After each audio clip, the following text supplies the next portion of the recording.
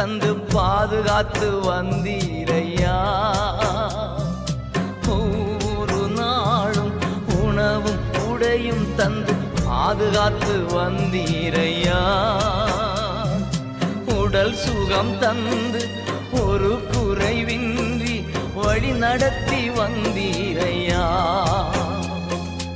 உடல் சுகம் தந்து ஒரு குறைவின்றி வழி நடத்தி வந்தீரையா.